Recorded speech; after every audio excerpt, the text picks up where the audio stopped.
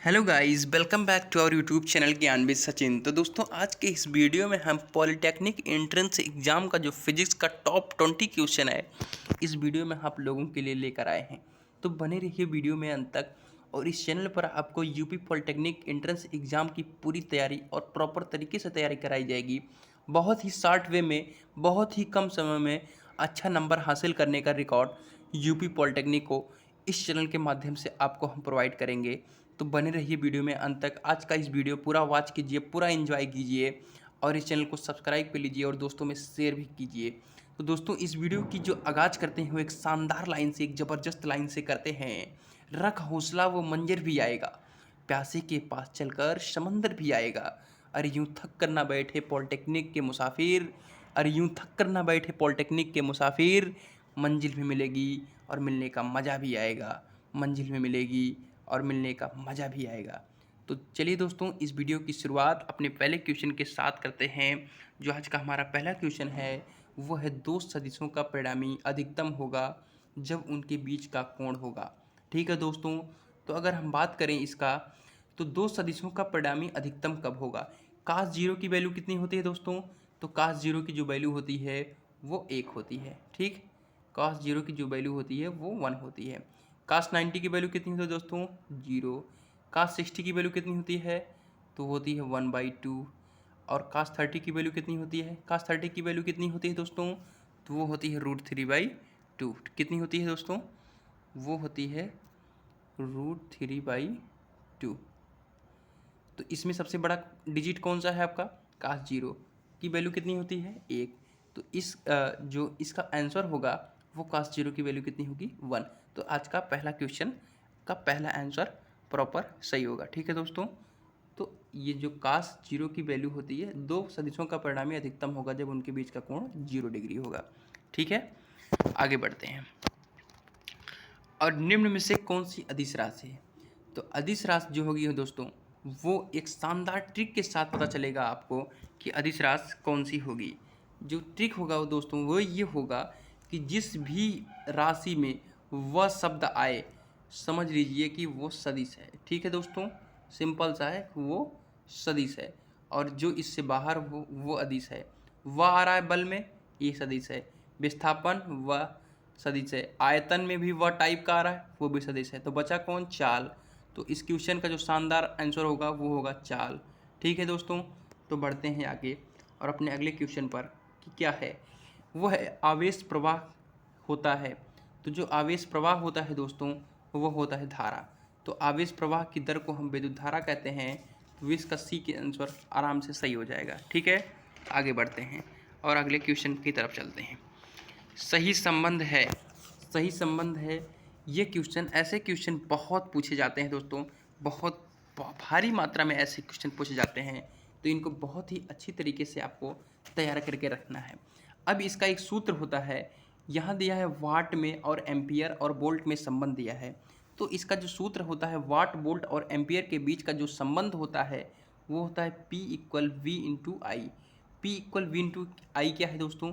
P होता है वाट, वाट मतलब शक्ति, P का मतलब है पावर, V का मतलब है वोल्ट और I का मतलब है एम्पियर मतलब धारा। ठीक है दोस्तों, तो यही तीनों के बीच में संबंध आपको निकालना है ना। तो वाट P = V × I। तो मैच कौन कर रहा है? B example. ये तो बटे में दिया है, ये भी बटे में दिया है, 1/, में दिया है, ऐसा तो कुछ मिल नहीं रहा हमको। ठीक है दोस्तों, तो वो कौन सा मिल रहा है? P = V × I। तो P = V × I, यानी 1 वाट बराबर 1 volt × 1 ampere. Option number B right answer. ठीक है दोस्तों, तो चलते हैं आगे और अगले अपने क्वेश्चन की तरफ और बात करते हैं। वक्रता त्रिज्या में संबंध है। तो वक्रता त्रिज्या में संबंध आपको लाइट वाले चैप्टर में जो पढ़ाया जाएगा आपको वहाँ और अच्छी तरीके से बताया जाएगा। लेकिन ये कई सालों से क्वेश्चन पूछा जाने वाला है, वह है F = R/2। तो F = R/2 वक्रता त्रिज्या में संबंध होता है। तो वक्रता त्रिज्या में संबंध का जो सूत्र होता है F = R/2, इसे दूसरे फॉर्म में भी लिख सकते हैं R = F। इससे भी क्वेश्चन आपको पूछा जाता है, तो इसे आप याद कर लेंगे। ठीक है दोस्तों, बढ़ते हैं आगे और अपने अगले क्वेश्चन की तरफ कि भार का मात्रक होता है।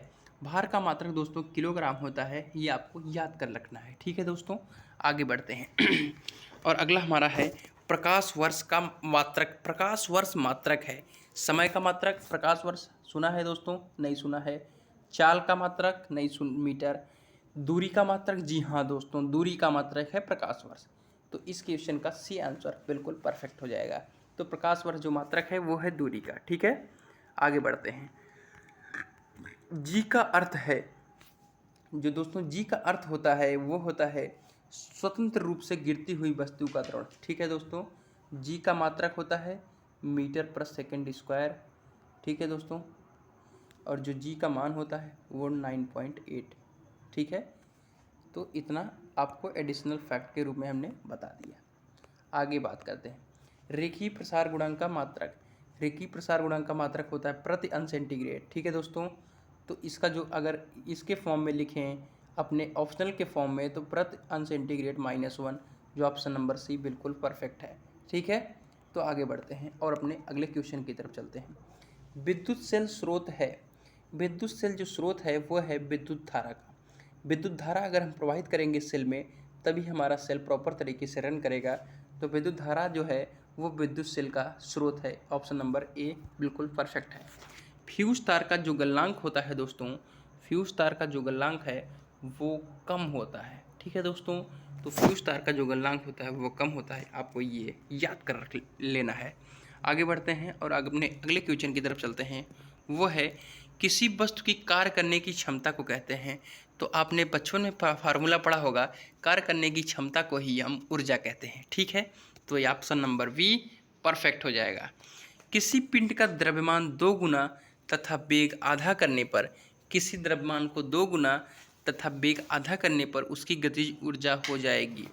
दोस्तों, इसका एक प्रॉपर सॉल्यूशन हम आपको प्रोवाइड करते हैं, देन उसके बाद आपको समझ आएगा। ठीक है दोस्तों, अगर हम इसके बारे में बात करें, किसी द्रव्यमान को 2 गुना करने पर तो क्या होगा, ध्यान दीजिए, क्वेश्चन को प्रॉपर आप पढ़िए। किसी द्रव्यमान के पिंड को 2 गुना, यम होता है, यम का 2 गुना 2m। ठीक, उसके बाद वेग आधा, v है तो इसको v = v/2। अब गतिज ऊर्जा हो जाएगी। गतिज ऊर्जा का फार्मूला क्या होता है दोस्तों, 1/2 mv²। ठीक, अब यहाँ मान पुट, ये यहाँ वैल्यू पुट कर दीजिए 1/2 mv² में 1/2 2mv/2 का स्क्वायर। ठीक है, 2 से 2 कट गया, बचा क्या, mv²/4, mv²/4 बचा। यहाँ प्रॉपर लिखते हैं mv²/4। ठीक है, mv²/4। अब इसको लिख सकते हैं 1/2 mv²/2। तो 1/2 क्या है, ये है आधा। तो ऑप्शन नंबर ए एकदम राइट आंसर। आगे बढ़ते हैं और अपने अगले क्वेश्चन की तरफ। किसी वस्तु का जड़त्व निर्भर करता है, किसी वस्तु का जड़त्व जो निर्भर करता है वो वस्तु के द्रव्यमान पर निर्भर करता है। ठीक है दोस्तों, तो ये वस्तु के द्रव्यमान पर निर्भर करेगा। आगे बढ़ते हैं और अपने अगले क्वेश्चन की तरफ बात करते हैं। अगला क्वेश्चन जो है दोस्तों बहुत ही इंपॉर्टेंट है दोस्तों आप लोगों के लिए। ये एक न्यूमेरिकल टाइप का क्वेश्चन है, लेकिन ये very very very very very important question है। ठीक है दोस्तों, तो इस क्वेश्चन का सॉल्व जो है वो हम आपको प्रॉपर तरीके से समझाते हैं। वो इसमें लिखा है कि वायु में प्रकाश की चाल, वायु में प्रकाश की चाल क्या होती है दोस्तों, 3.8 मीटर पर सेकेंड। ये आपको याद कर लेना है दोस्तों, बहुत ही इंपॉर्टेंट है। आपको क्वेश्चन में भी एक आंसर मिल गया कि वायु में प्रकाश की चाल 3 × 10⁸ मीटर पर सेकेंड होती है। तो इसे आप याद कर लीजिए। लिखा है अपवर्तनांक 1.5। ये 2 चीज़ दिया है। क्या क्या दिया है, प्रकाश की चाल दिया है, 3 × 10⁸ दिया है, और क्या दिया है दोस्तों, अपवर्तनांक दिया है कितना, 1.5। अब इसका एक फार्मूला होता है दोस्तों जो आपको हमेशा के लिए याद रखना है। वो होता है, क्या पूछा है कि वायु में प्रकाश की चाल और इतना है, और 1.5 अपवर्तनांक वाले माध्यम में प्रकाश की चाल, प्रकाश की चाल ये है दोस्तों, प्रकाश की चाल, प्रकाश की चाल बराबर माध्यम में प्रकाश की चाल, माध्यम में प्रकाश की चाल बटे अपवर्तनांक बटे अपवर्तनांक। ठीक है दोस्तों, ये रहा आपका प्रॉपर। तो अब माध्यम में प्रकाश की चाल कितनी है? माध्यम में प्रकाश की चाल है 3 × 10⁸ और अपवर्तनांक कितना है 5। सॉल्व करने पे क्या आ गया 3 × 10⁸ बटे 1.5। 1.5 से 2 कट गया, 2 आ गया, तो आ गया आंसर सीधा सा आपका दूसरा 2 × 10⁸ मीटर/सेकंड। आगे बढ़ते हैं। आवेश का प्रवाह होता है, आवेश की, दोस्तों 1 मिनट, थोड़ा सा PDF इधर उधर हो गया हमारा, आगे बात कर लेते हैं हम।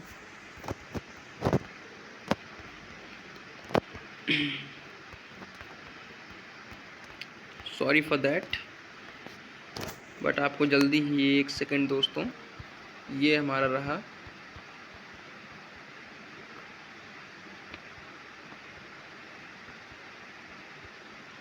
वेग परिवर्तन की दर को कहते हैं, वेग परिवर्तन की दर को हम त्वरण कहते हैं। ठीक है दोस्तों, तो वेग परिवर्तन की जो होती है दर उसे हम कहते हैं त्वरण। किस रंग में प्रकीर्णन सबसे अधिक होता है? ये मोस्ट इंपॉर्टेंट क्वेश्चन है, आपको तैयार कर लेना है, वो है बैगनी। ठीक है दोस्तों, तो ये हमारा 2 क्वेश्चन सॉल्व हो गया। आगे हम अपने क्वेश्चन की तरफ चलते हैं कि वायु में एक सापेक्ष कांच का अपवर्तनांक 1.5 है, तो कांच के सापेक्ष वायु का अपवर्तनांक होगा। वायु का मतलब होता है एयर, समझिए, ध्यान से समझिए दोस्तों। कांच का मतलब होता है ग्लास, ठीक, तो वायु की जगह ए लिखेंगे, ग्लास की जगह जी लिखेंगे। ये बात समझ आई? समझ आई या नहीं? हाँ बोलो, समझ आ गई? ठीक है। इसके बाद वायु के सापेक्ष कांच का अपवर्तनांक को कैसे डिनोट करते हैं? यन से। ठीक, इतने बात समझ आ गई आप लोगों को, हमें आशा है समझ आ रही होगी। अब दोस्तों ध्यान दीजिए कि वायु के सापेक्ष यानी वायु के सापेक्ष कांच का अपवर्तनांक ANG बराबर 1.5। ठीक, तो कांच के सापेक्ष यानी कांच के सापेक्ष वायु का अपवर्तनांक पूछ रहा है। ANG दिया है 1.5, GNA इक्वल दिया है प्रश्नवाचक चिन्ह। अब देखो दोस्तों, ANG गुणे GNA, इसकी वैल्यू कितनी होती है 1। ANG का मान कितना दिया है 1.5, GNA पूछ रहा है इक्वल 1, तो क्या निकल के आएगा GNA इक्वल 1/1.5। ठीक है दोस्तों, तो GNA निकल के आएगा 1/1.5 इक्वल कितना हो जाएगा 10/15 बराबर कितना हो जाएगा 2/3। तो हमारा बी आंसर बिल्कुल परफेक्ट हो जाएगा। आगे बढ़ते हैं। आज का हमारा जो अंतिम क्वेश्चन होगा, क्वेश्चन नहीं है दोस्तों, ये एडिशनल फैक्ट है कि सरल लोलक का आवर्तकाल होता है तो वो T बराबर 2π√L/G होता है। इसे आप याद कर लीजिएगा। और UP पॉलिटेक्निक एंट्रेंस एग्जाम से रिलेटेड और भी ऐसी इन्फॉर्मेटिव वीडियो के लिए चैनल को सब्सक्राइब कर लीजिए। मिलते हैं एक नई वीडियो में नई एनर्जी के साथ, तब तक के लिए गुड बाय।